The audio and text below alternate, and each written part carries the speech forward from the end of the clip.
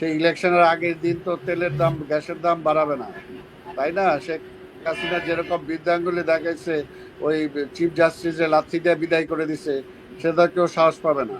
আমরা আমরা চাই না, আমরা তো বারবার বলছি যে আমরা চাই যে আজকে নিরপেক্ষভাবে এই সরকার সেই ভূমিকাটা পালন করুক, কিন্তু আজকে করতে যেহেতু উনি গোলায় ফেলছে, এই দোষটা কার উপরে দিবে? মৌলিক পার্থক্য নাই।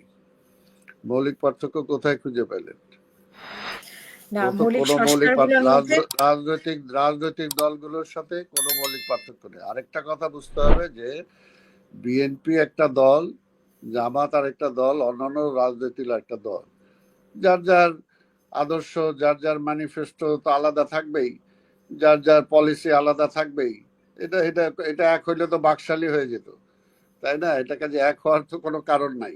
আর আরেকটা যেটা বারবার আমরা বলতেছি, যে বলছে যে হয়নি, আরে যেগুলো একমত হয়েছে সেগুলো বলে না কেন? যে কোন কোন প্রশ্নে রাজনৈতিক দলগুলো একমত হয়েছে, আমরা বারবার বলার পরও এখনো কেন? আর এটা কোনো হলো? আমরা তো বলছি এর আগে, আমি বলছি যে আপনারা সব দলকে একসাথে নিয়ে বসেন, একসাথে নিয়ে বসে কথা বলেন না, তারপরে দেখেন না কয় ঘন্টা লাগে আপনাকে একটা ঐক্যমতে আসতে, যে কয়টা বিষয় আমরা ঐক্যমত। মেইন বিষয় কি? আমরা একটা তত্ত্বাবধায়ক সরকার অধীনে নির্বাচন চাই, সবাই একমত, এ ব্যাপারে তো কারো কোনো দ্বিমত নাই। আমরা 5 বছর, আর একজন দুজন হয়তো বলতেছে 4 বছর, যে অধীন আমরা পরবর্তী সময় আমরা নির্বাচন চাই, এই ব্যাপারে তো কারো কোনো দ্বিমত নাই। তাই এই দুইটা যদি বেসিক, এই দুইটাই তো আমরা বেসিক মনে করি। কারণ আজকে যদি নির্বাচনটা কনফার্ম হয় যে 5 বছর পর পর নির্বাচন হবে, তাহলে যারা নির্বাচন অংশগ্রহণ করবে সে তো পরবর্তী পর্যায়ে আর নিজের দলে থেকে নির্বাচন করতে পারবে না, কেয়ারটেকার সরকারের অধীনে করতে হবে। তখন ইচ্ছা করলেও তো সে ফ্যাসিস্ট হবে না, সেই ইলেকশনের আগের দিন তো তেলের দাম গ্যাসের দাম বাড়াবে না, তাই না? শেখ হাসিনা যেরকম বৃদ্ধাঙ্গুলি দেখাইছে, ওই চিফ জাস্টিসের লাথি দিয়ে বিদায় করে দিছে, সেটা কেউ সাহস পাবে না, তাই না? তারপরে ঢাকার কমিশন, ঠিক আছে আপনি বলেন। আমরা তো বলছি যেটুকু যেটুকু ঐক্যমত হয়েছে সেটুকু তারা বলুক। আর এখন তো যেটা, যে তারা যদি দেশটা চালাইতে পারতো, তাহলে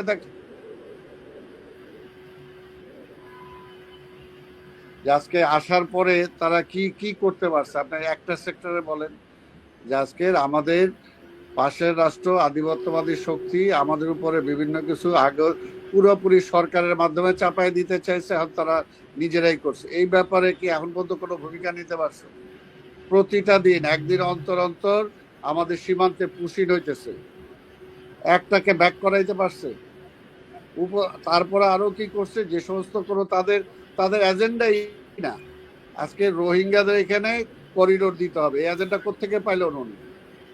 আজকে আমাদের পোর্ট ইজারা দিতে হবে, এই এজেন্ডা কোথায় পাইলেন? এই এজেন্ডা তো ওনার না। ওনাকে তো বুঝতে হবে যে উনি একটা ইন্টেরিয়াম গভর্নমেন্ট, অন্তর্বর্তীকালীন সরকার, এটা পূর্ণ সরকার না। ওনার তো লেখাই আছে সেটা, এবং উনি যে ওথ দিচ্ছেন সেখানেও তো এই সরকারটা কিভাবে আসছে, কেন আসছে। জি, প্রেস সচিব বলেছে যে জনগণ সবকিছু করার ম্যান্ডেট দিয়েছে। কে ম্যান্ডেট দিল? কোথায় ম্যান্ডেট? এই যে আমরা যারা মনে করেন, আমরা যারা এই আন্দোলনে বা এই অভ্যুত্থানের মধ্যে রিলেটেড ছিলাম, ইনক্লুডিং ছাত্ররা, আমাদের সাথে কি এই পর্যন্ত উনি কোনো বিষয় আলোচনা করছেন? এই যে রাজনৈতিক দলগুলোর সাথে ডেকে আলোচনা করছেন, বলছেন যে এইগুলো আমি করতে চাই? উনি বলছেন? উনি যে শেখ মুজিবের বোর করতে যে অভিনয় করলো, তিনি কালচারাল মিনিস্টার উপদেষ্টা বানাইলেন, এবং বিভিন্ন জায়গায় এটা প্রতিবাদ আসছে। উনি কি জিজ্ঞেস করছেন কাউকে জিজ্ঞেস করছেন? উনি আরেকজন অভিনেত্রী গ্রেপ্তার করতে পারেন, আর ওনার উপদেষ্টা বানায় রাখছেন, উনি আবার ওটাকে ডিফেন্ডও করে যে তারে কেন গ্রেপ্তার করা হলো। তো এই সমস্ত হজবরল দিয়ে তো চলে না। আজকে কমপ্লিটলি হজবরল করে ফেলছে এই সরকার। আমরা তো বলছি যে আমরা ওনাকে সমর্থন দিচ্ছি, এখনো সমর্থন দিচ্ছি, কিন্তু যদি এইরকম করে তাহলে তো স্বাভাবিকভাবেই সমর্থন কতক্ষণ থাকবে সেটা তো আমাদের চিন্তা করতে হবে। আর আরেকটা যেটা আপনি একটু আগে যেটা বলছেন যে বিএনপির চাপ, বিএনপি তো চাপই দেয় নাই। ওই 2 দিন খালি আমাদের ইশরাক তার নিজের লোকজন নিয়ে নামছে, ওই চাপের চোটেই তারা গোসা হয়ে গেছে। তারপর ওই চাপের চোটে অস্থির হয়ে গেছে, ওই চাপের চোটেই বলতেছে রিজাইন করব, এই করব। তো এইগুলো তো এখন পর্যন্ত বিএনপি চাপই দেয়নি। আমরা চাই না, আমরা তো বারবার বলছি যে আমরা চাই যে আজকে নিরপেক্ষভাবে এই সরকার সেই ভূমিকাটা পালন করুক, কিন্তু আজকে করতে যেহেতু উনি গোলায় ফেলছে, এই দোষটা কার উপরে দিবে, কাকে দিবে? দেওয়ার মতো কোনো সুযোগ নেই। ঢাকা শহরে আজকে ট্রাফিক সমস্যায় সমাধান করতে পারেন না, উনি বাংলাদেশের সমস্যার সমাধান করবে কিভাবে? আজকে সীমান্তের কথা বলতেছে, যে বললাম আমি যে আজকে পুশিন হইতেছে, সেই সমস্যার সমাধান করতে পারে না। উল্টা আমরা তো এটা স্বাভাবিক, ওই যে আমাদের ম্যাডাম যেটা যে আপা যে কথাটা বলছেন যে আজকে ভারতীয় আধিপত্যবাদের প্রেশার থেকে বাঁচার জন্য আরেক আধিপত্যবাদের বা ইয়ের পক্ষে যাব, সেটা তো হইতে পারে না। আমাদের স্বাধীন দেশ, আমরা স্বাধীনভাবে চলবো, যেটা শেখ হাসিনাও চেষ্টা করছিল বাংলা নিজে ক্ষমতায় থাকার জন্য। ওই মানে টোটাল মানে বিশ্ব রাজনীতির মোড়ল যারা, ওর মধ্যে ঢুকাই দিতে। আমরা তো দেখছি, আমরা ওইটা চাই না। কাজে ওইটা আমরা কোনোভাবেই সেটা চাই না, কারো আধিপত্য চাই না আমরা এখানে। আমাদের দেশ আমরা স্বাধীন করছি, আমরাই চালাবো, আমাদের সম্মানের সাথে আমাদের চালাইতে হবে। স্বাধীন দেশ হিসাবে আমার পার্শ্ববর্তী দেশ, তাদের সাথে সম্পর্ক আমরা ভালো চাই, কিন্তু সে যদি আমার উপর খবরদারি করে, সে যদি পুশিং করে, সে যদি আমার বাণিজ্য নিয়ন্ত্রণ করতে চায়, সে যদি আমার অর্থনীতির উপর প্রভাব বিস্তার করতে চায়, তাহলে আমি কেন সেটাকে মানব? সে যদি আমার পানি দিয়ে ভাসায় দেয় আর শুকনার সময় আমার পানি না দেয়, তাহলে আমি ওই কথাটা বলবো না। এমন কোনো দাসত্ব আমরা দেই নাই।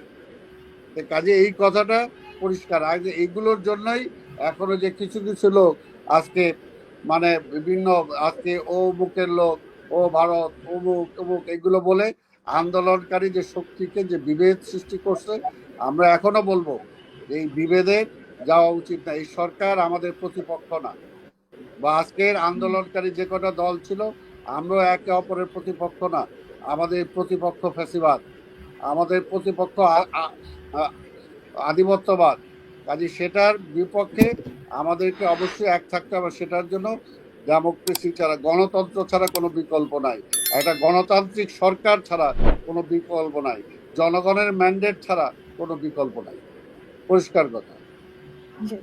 অনেক ধন্যবাদ।